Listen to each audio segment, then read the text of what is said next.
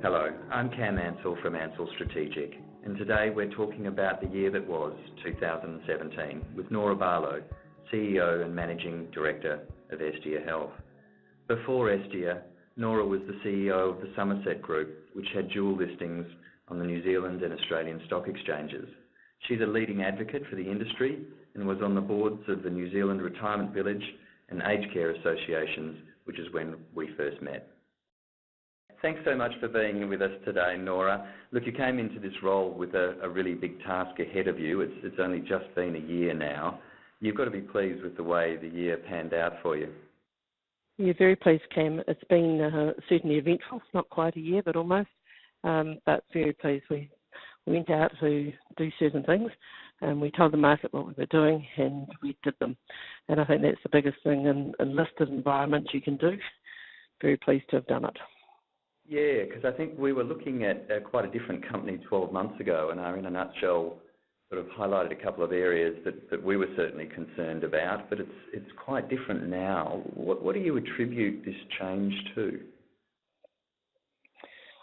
Well, almost all of the senior management has changed, and so there's been different views brought into the company.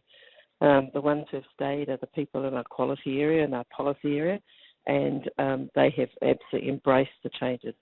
The biggest change has been, though, in the fact that we have regionalised back our company. So our company's back into much more of a normal regional management type structure. Has state-based quality systems, HR systems, all the education, they're all based per state.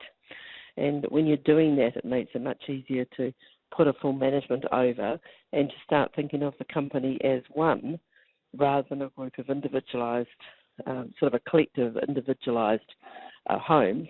Instead of that, we start thinking of it all together, all as one Estia. And I think there was an attempt to do that, and I think it was quite a good attempt.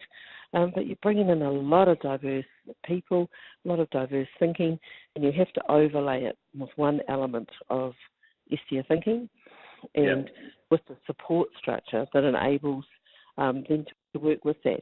And I think that support structure is probably that one thing that we left out of bringing Estia together. Yeah, because the group kind of came from nowhere and then became sort of an amalgamation of acquisitions that took place at a quite a heady pace.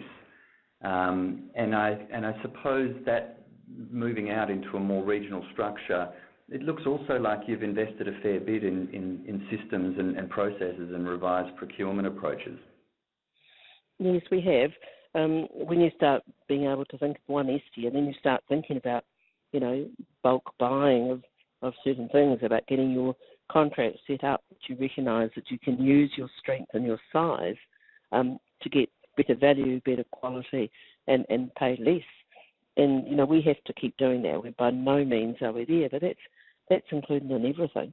And we certainly were a diverse group, We started with 3 groups brought together. They all had different philosophies.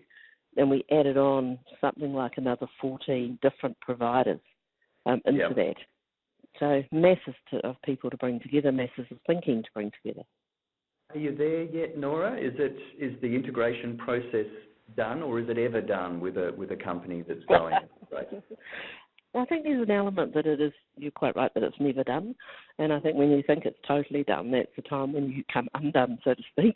I think, though, we're very, very close. And I said when I first came in, I thought it would take 12 to 18 months, and that was, when I said that, was, looking at December. And it's been a little bit quicker than that. And that's a testament to the people that did it, testament to the people working in it. But we're certainly not there yet. And, when you have that child in the back of the car saying, are we there yet, are we there yet? Well, we're nearly there. Good. Look, we've had a massive reduction in the debt. Obviously, that was a big issue for us in our last report. The capital raise of $137 million, obviously a big influence on that. Your profits were up 50%, but if we take those sort of one-off acquisition costs and other one-off costs of around about 26 mil out, we're actually looking at a reasonably flat EBITDA. Is that part of that reinvestment that you've made in resident services and process? Yes, partly. When you look back at last year, you see the big acquisition integration was actually, there was quite a big piece of stamp duty in there. The rest of it was a lot about staff that have actually just kind of moved top line to bottom line, sort of. So they've sort of moved around in their thinking rather than being added or subtracted. So, but that was what it was about. This year is there's a big changes, and you don't do changes without it impacting on your ability to grow profits. Yeah.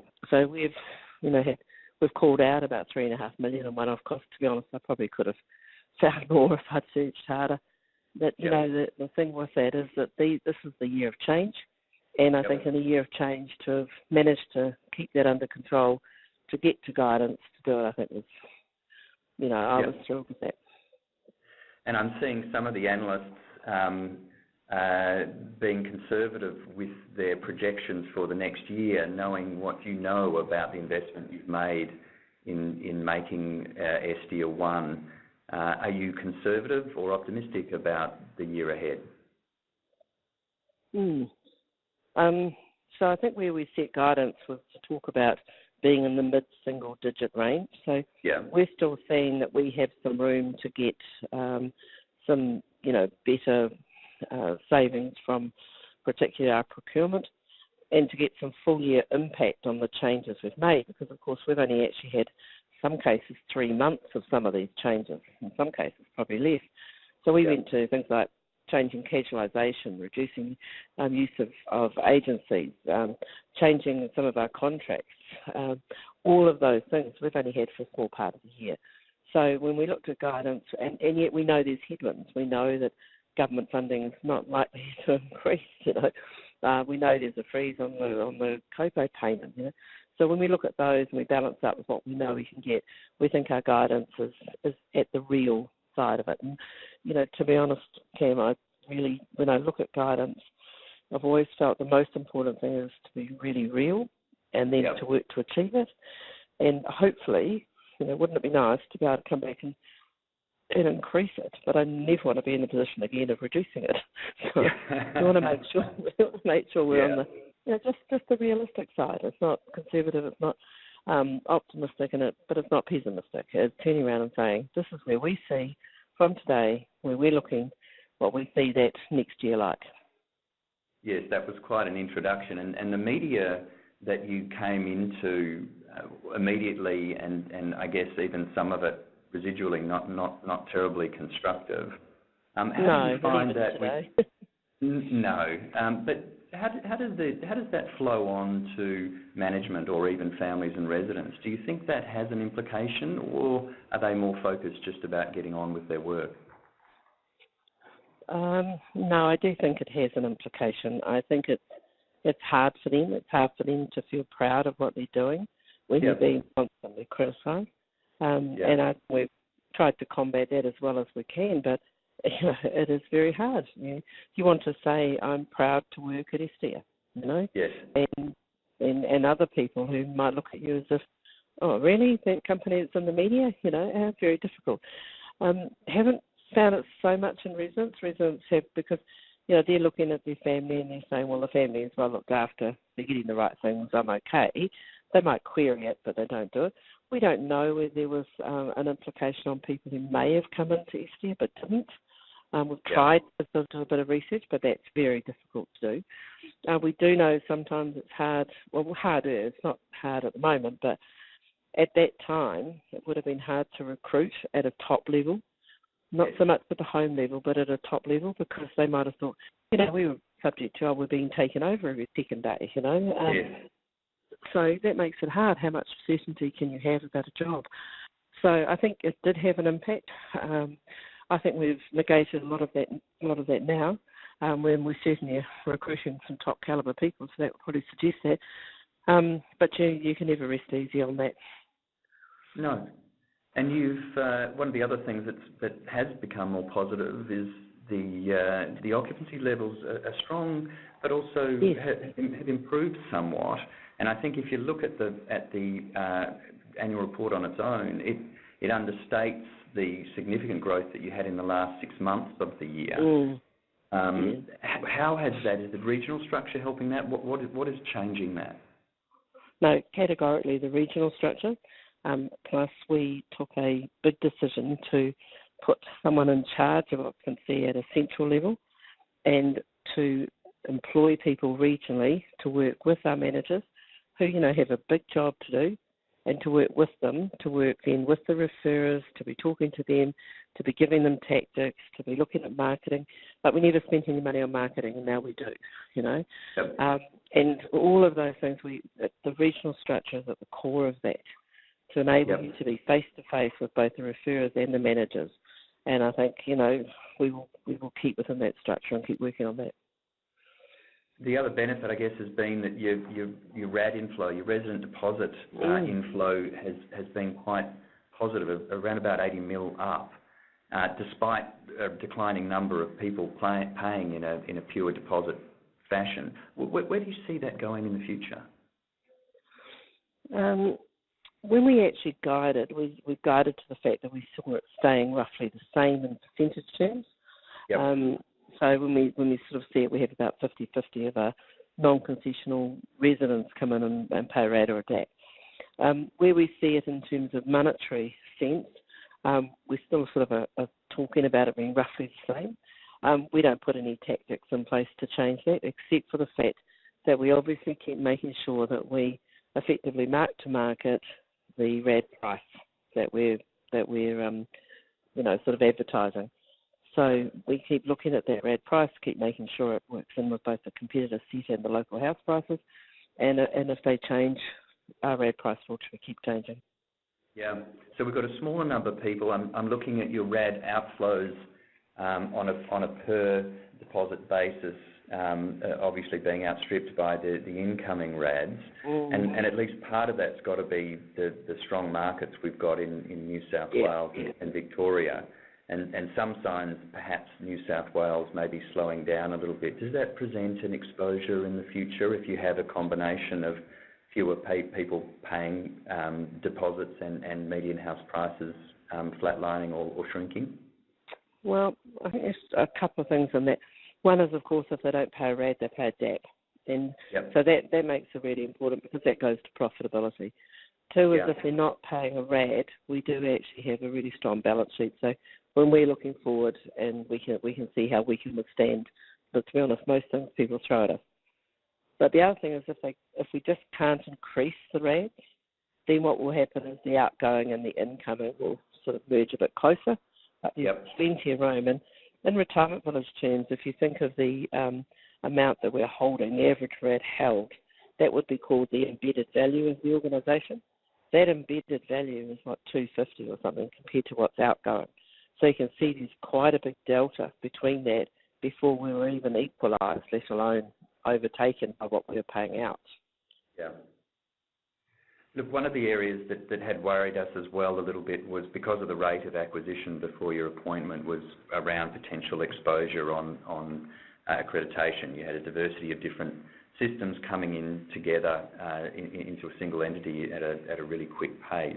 But you've had another good year in terms of care accreditation with no material adverse findings from the agent. But I also note the appointment of Mark Brandon, the former chief of the accreditation agency. What's the strategy here? Are you sort of readying for compliance? Do you sort of see compliance exposures for the industry, or is it just about keeping Estia safe? It's more the second, but it's also about understanding that youth compliance is really good, but it's going above and beyond the element of compliance. It's making sure that, compliance needs to be in the sector a given. So what we then have to do is say, what is, the overused word, but what is best practice? How should we be doing it? So his role is to make sure that the given is got. And, and really it's his role more is about communication, making sure we all understand everything, what we have to do, and that permeates the organisation. But his role is also very much upwards and outwards. So outwards back to the government. Like today, why I'm in Canberra today is that we want to make absolutely certain that the department sees our figures and is allowed chance to question what is in the public domain and to talk to us about what they see, to make sure that they're as well informed as our investors, because if we were to talk stakeholders, I mean, they're the biggest ones. And so Mark's role is also involved in that, well and truly involved in that, actually. Yeah. Look, in our interactions over the last 12 months, I've found you to be cautious but interested or inquisitive when the acquisition opportunities are coming up, and there seems to be more acquisition opportunities around. I also note that you've had your loan facilities extended out to 2020. Are you gearing up for the next wave of expansion, having consolidated your operations and stabilised your base? Very good question, Cam. Yes, I'm definitely cautious and definitely inquisitive. I want to know what's going out there, but if we're going to do things, we have to make sure it was the right time. So we've made the formal announcement to the market that single or small portfolios are definitely back on the table. And that's quite a definite strategic change. And so we'll be much more actively looking, but we're not marching off on the trail. So we've got to make sure that we're not, that big thing, we're back, Yeah. No. There is no more stated strategy on 10,000 beds. This is about being very watchful, making sure they're there and buying the right places. So we will need to see that the place ticks a few boxes. So it has to fill in our network. It has to be aligned to that network structure. So if we're in south of Sydney, you would need to see that it fits into that drivability area. So we won't be looking, unless it's sort of slightly bigger, we wouldn't be looking outside the states we're in, and we almost certainly won't be looking too far away from where we see our network structures right now. Yep. The other area I see is your level of concessional supported residents increasing up to 43%. At the same time, only 12 of your 87 homes are currently eligible for significant refurbishment. Is that some low-hanging fruit for revenue growth moving forward? Yes, it is. It is. We've sort of haven't done that many. We acquired a few with SIG refurb already in place, and then in the first part of one of the years, I can't remember, 2 years ago, we did a few, and we've absolutely concentrated on making sure that all of our homes that are meet any form of the qualification SIG refurbed, but also that we spend a lot of time and energy now on what we would call strategic refurbishment or enhancements to our product. So making sure that, our rooms fit the purpose. And when we're looking at what the residents' needs are, or desires are really, and they're very localised desires too, when we look at those, we're making sure that all the homes are at that level. So we've started thinking of it very much as I suppose I've always thought of it, but, would your mother live here? And if you can't answer that question, then your product needs some change, and we'll be working on that change over the next year, 18 months. Yeah. Norah, you hail from the land of the long white cloud. You know how deregulated markets work in New Zealand. Do you think we might be going that way in Australia? Yes, I do. I think that will be the recommendation that will come through, and I don't think it will be quick. I mean, you do need time to transition to that. But yes, I do. I think that there'll be a deregulation of, in the building sense. I wouldn't be surprised to see sort of ACAR rounds go and people able to build wherever they are. Yep. I can see, though, Australia taking sort of a two-step approach, and New Zealand kind of did this as well, of then still regulating approved providers, still making sure that you've got that sort of system in place, that you're putting the regulation in place, even though you're not limiting it to an extent.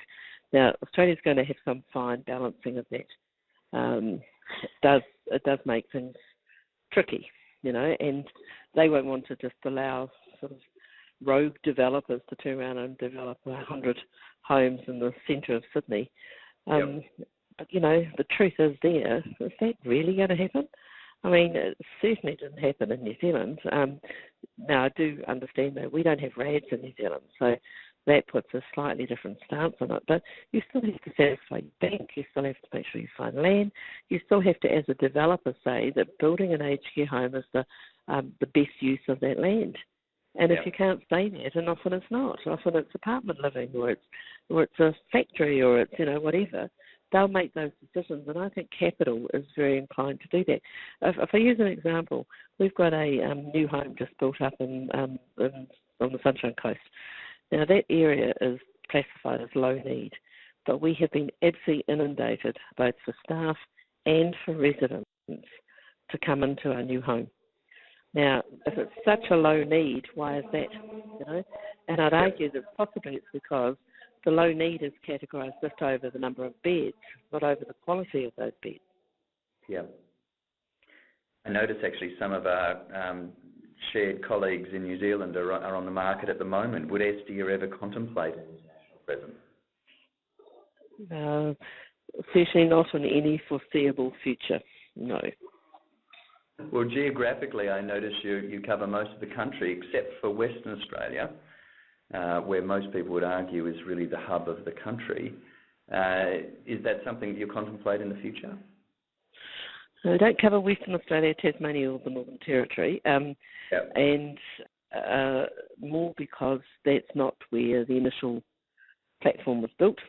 And even though Perth is the loveliest city, Cam, I'm absolutely certain, it's not in our remit at the moment to move outside of the states that we're in.